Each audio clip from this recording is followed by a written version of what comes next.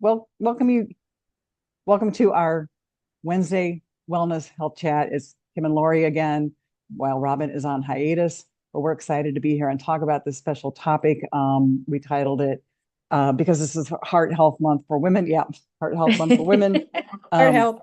Heart health in the postmenopausal woman, and what is not talked about, because I think this is really important. Yes. Lori and I have been doing a lot of research into hormones and as they deplete, like what that does to us. And so one of the big ones is estrogen.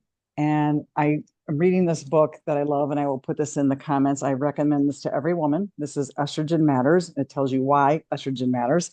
It's very comprehensive. So it's very sciencey too, but it gives you there's a lot of good info in there. And I want to read what I gleaned out of there. Out of 2,000 postmenopausal women, 20 will develop heart disease, 11 will experience bone loss, 6 will get breast cancer, and 3 will get endometrial cancer. So heart disease is the biggest thing that is the number one killer of women. And so many women fear breast cancer more because it's more out there. And so it's interesting that it's really the heart disease that is more rampant. So anyway, and I know, Laura, you wanted to talk about something too about this. Yeah. I mean, all the research that I've been doing, again, we're not here we're here to give you some information, some Yeah. things to think about first and foremost. Anything Yeah. that we talk about or share is anecdotal for me. Mhm. And it's just to help you have a conversation with your physician, to start that, to have something to talk about if you're experiencing some of these things.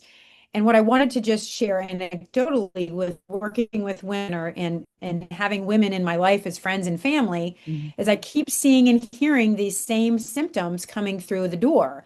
Like all of the sudden, their cholesterol changed and they haven't changed the way they've been eating for, 5, 10 years. And I can think of someone very near and dear to me in my life, my sister. This happened, and she started her health journey far sooner than I did, Mhm. and all these things started changing. And so it was like, what can I do to fix my cholesterol? And we know that that's there's differences in the different HDL, LDL, and those types of things. But what we're learning about estrogen is that it is a protective hormone of our heart, of all of the functions of our blood vessel walls. Mhm. It does affect when our estrogen is depleting, which it does, that LDL increases, our HDL, which is our good cholesterol, what they deemed our good, decreases, and our triglycerides can often increase. And that does affect our heart. Mhm. So, it's something to take into consideration if you are experiencing some of these symptoms, along the line of, if you're someone that regularly goes to your physician and you're seeing these changes in your numbers and you're not quite sure what's going on. It's certainly something to talk about, how estrogen is protective. And because heart disease is the number one killer of women, I don't know why we're not hearing as much about that as we do Right. breast cancer. Right. It is concerning. So that's kind of why we wanted to talk a little bit about that today. It's just I keep hearing these same things, and we're not getting to the root cause. And sometimes it just feels like for me, and correct me if I'm wrong for you, Kim, I keep hearing estrogen or the lack thereof. And maybe it's because we are in that age range of Yeah. being postmenopausal, Right. and in the health space, that this could be a factor in that. It could be the ground level factor. And if Mhm. we can correct that somehow, then we might be able to reverse some of those things in our heart health. Right. And there is Go Red for Women came about Yes. for which is an organization that brings to light what's going on with women and heart health. And I think they have fundraisers in February. And I know I can't remember if there was a day for it or not. I think is there a I think Friday you're it's either supposed to the wear 6th or red? the ninth. Okay, Yes, you're it's the supposed to. 6th or the ninth. I can't remember because I did look at that Okay, today. okay, And I think it was actually the ninth. That was a Friday. Oh, that makes sense. It's Oh usually, no, I Monday think, was Friday. It was a Friday, I think. It okay. was either the Yeah. 6th, but Monday would have been it. So Okay. that wasn't Monday. Yeah. Okay. Anyway, Yeah. So there is no, an they're, organization out there to highlight that. So if right. you're not Because, aware of it, check it yeah. out. Yeah. Because they were talking about, they wanted to highlight because breast cancer is so in the limelight. And so, but heart health is really should be more so. So anyway, I think that's interesting. But Especially it's with that. And then I think you had mentioned, Kim, in our conversation about the lack of estrogen, something about mhm. with all cause mortality. I can't remember the Oh, right, right, exact right, thing that right. you had So, shared with but that. So yeah, what I was reading is that when you start bioidentical hormone replacement therapy, you reduce your risk of coronary event, and also your risk of overall mortality decreases. I thought that was really interesting. So estrogen right, does a lot for us.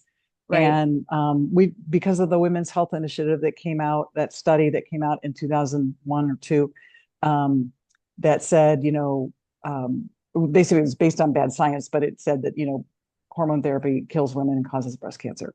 I'm very much capsulizing that, but Mhm.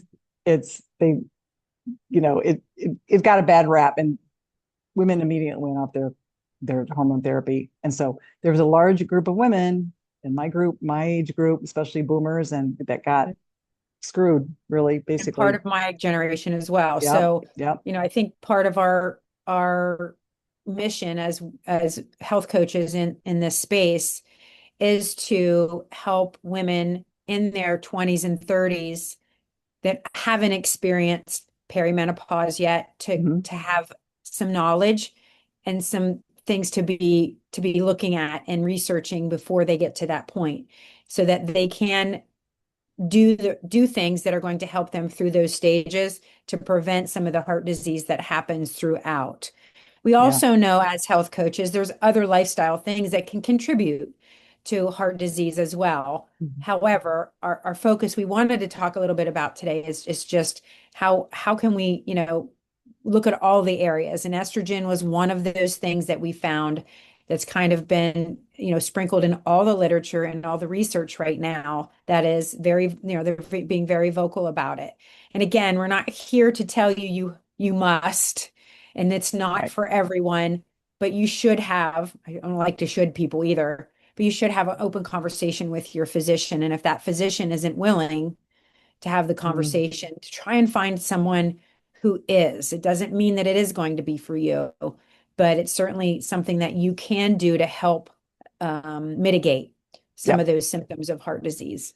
Yeah. It's just a conversation to have. So, yeah, I hope this helps give you some a little bit of education and just maybe a kind of an epiphany that maybe something you could else that you can implement to help you live a healthy and long. It's about longevity and living well as well. So we hope this helped. And Lori, anything else you want to add?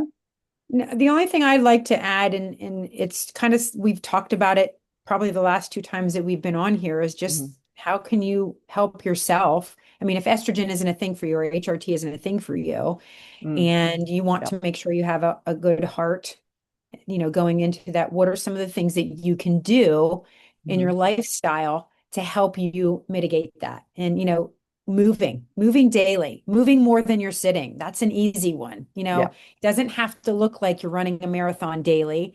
It's just truly getting up and moving more than you're sitting. Yep. It's being aware of what you're putting in your body Hmm. nutritionally, Yep. learning how to read labels. And Kim and I are really well versed in that.